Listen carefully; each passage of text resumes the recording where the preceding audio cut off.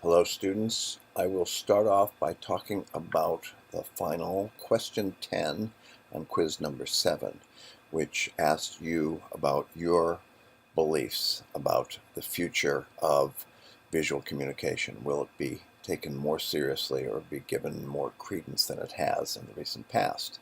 And most of you said yes, it will, and you gave a variety of reasons, including things like as things become more digital and computer speeds and file sizes become more capacious, it's a lot easier to have more visual content.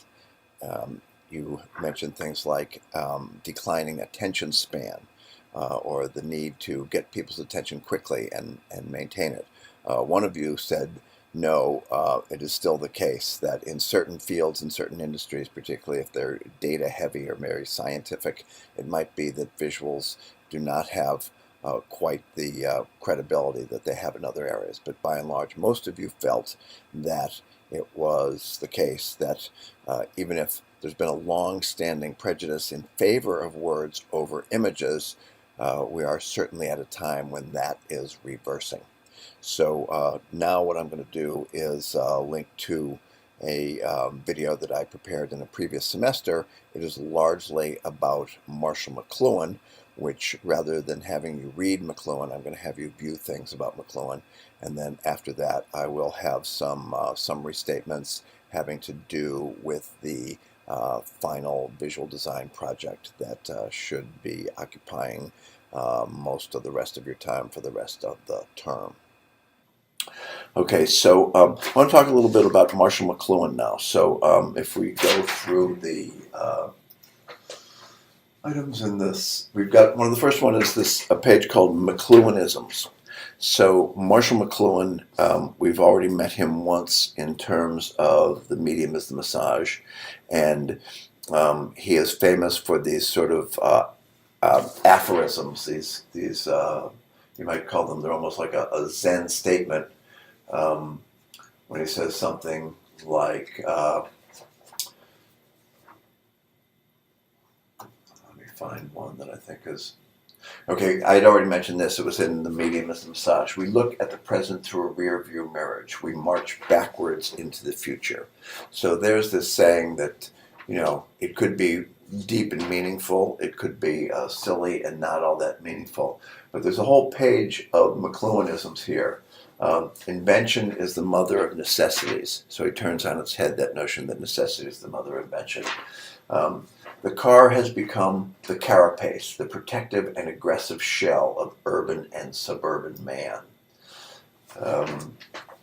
The trouble with a cheap, specialized education is that you never stop paying for it.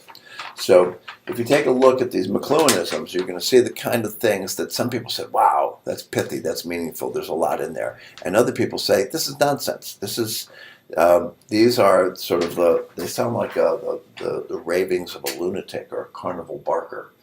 The future of the book is the blurb, okay? What could that mean? When you think of a book, books often have these little blurbs on the back that get your attention and try and get you to read the book. And he's saying the future of the book is the blurb, so that maybe there won't even be books, there'll just be blurbs. So these are the kind of things that drove some academics crazy. And it's one of the reasons why he went from being just an English professor to this probably most famous public intellectual in the 1960s, and you're going to see a couple of examples of that in the videos that I'll have you watch, and then fell out of favor as quickly as he rose. He fell out of favor equally quickly, but then his stock has re-risen, at least in some places. And so after the page on McLuhanisms, what you've got is a page that has a 15-minute video, I think it is, 14-minute video. And so Marshall McLuhan, he gave a lecture in Australia in 1977. And so initially he's talking to the television broadcaster, answering some general questions then. And then he takes some questions from the audience.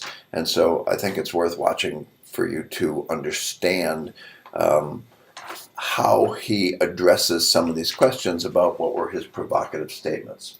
And then the next video is, it's got the author Tom Wolfe, and that's a 23-minute video. And it begins with this famous scene from a Woody Allen movie, which is actually quite funny. But in that video, Tom Wolfe, he narrates a 23-minute explanation of the central ideas of Marshall McLuhan's thought on media. And so he's attempting to make the more enigmatic statements of McLuhan understandable. And then I've got a link. It's called Two Views of the Currency of McLuhan. So both of these are from 2011. So if he's at his peak in the 60s and then in the 70s and then falls into disfavor through the 80s, but maybe then starts coming back in the 90s and the teens. In 2011, an article from a very brief article in The Guardian, it's called "Thanks, Marshall, I think we finally get the message." And it asserts that Marshall McLuhan's ideas about media seem more insightful than ever.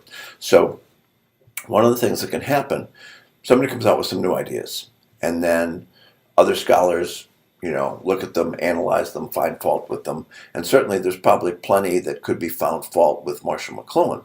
But he was predicting the future. And so then if 40 years later or 50 years later, people said, okay, he was wrong about some stuff, but guess what? His predictions about the future many of them seem to have come true. So that's one of the reasons why some people say he's worth going back and looking at. Then the other one, there's a slightly longer article, but still pretty short, The Appeal of Marshall McLuhan in Contemporary China. And it starts by saying nobody in the West pays attention to McLuhan anymore. This is in 2011, despite the fact that the other article from 2011 says McLuhan is sort of more relevant than, or is more insightful than ever. But the article is talking about China, says, why is it that if nobody in the West is paying attention to McLuhan, the people in China are paying attention to McLuhan? And one of the explanations for that could be that in 2011, China is just beginning to have the media exposure and media experience that the modern West was having, say, in 1960. So that could be an explanation for that difference there. So you don't have to read that whole article. You might want to read it, but basically it gives you the idea that there is still not sort of uniform consensus on the relevance and the value of Marshall McLuhan, but there seems to be at least two schools of thought that say even if he fell into disfavor shortly after his rise to popularity and fame, that has been reversed both in the West and in the East, but possibly for rather different reasons. I will switch back to your final project. You will find in this week's module a list of the different Fortune 500 companies that students in the past have chosen. You are free to choose to do one of those again, but it's just to give you an idea of the kinds of businesses that people thought might be very much in need of a redesign. On this topic, I want to sort of draw to your attention. This is a full-page ad in the New York Times from last week. And it's by Wells Fargo. So as many of you probably know, Wells Fargo last year was found to have engaged in several practices that were at least unscrupulous, if not downright illegal. And so now what they have to do is they have to try and fix their image. So they have a new tagline, established 1852, reestablished in 2018. And so one of the things that somebody could say is like, okay, we've got sort of two different graphical representations of Wells Fargo. One is the nice little red square Wells Fargo, and the other is an image of a stagecoach. It's a sort of nice, elegant looking 19th century stagecoach that relates to Wells Fargo's origins. So one of the things that the sample redesign that I provided for you, those students used what's called a SWOT analysis, which is familiar to many people who have background in business. It stands for strength, weakness, opportunities, and threats. And they were doing Best Buy, and so they did their SWOT analysis of Best Buy as a way to figure out what they needed to change visually.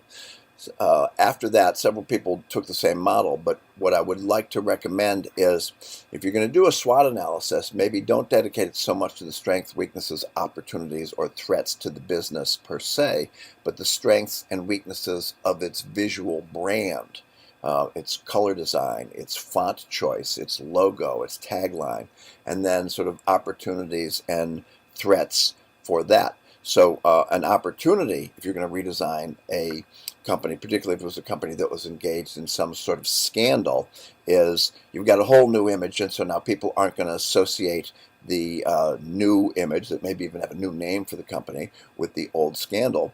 But a possible threat is if there was high recognizability in the market, and now suddenly nobody's ever heard of this company before, and they don't even know to associate it with whatever might have been good about the company.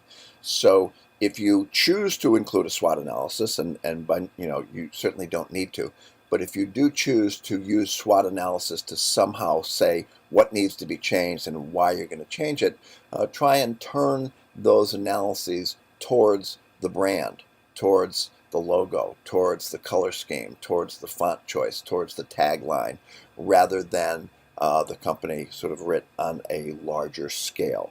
I think also I will add into this module, I chose the Brooklyn Brewery logo. I have a friend from Brooklyn, and so what I did was I took that marvelous, graphically rich logo, and I've got a friend named Andrew, so I changed it from Brooklyn Brewery to Brooklyn Andrew. So I will include that video that shows how I did that, because again, it's an example of the opportunities to take a pre-existing logo and alter it in a way that could be beneficial. So that will also be added into this week's. A moment ago, I showed you a full-page ad from a year ago in which Wells Fargo announced that they had reestablished themselves in 2018. Well, here it is, 2019. Their difficulties continue as they are once again sort of required to make substantial financial settlements to the people whom they had wronged, probably back in 2017, maybe 2016. And so now in the visual communication in the news, there is an item about their recent redesign of their logo. So that should be pretty relevant given the assignment that you're working on now. Talk to you later.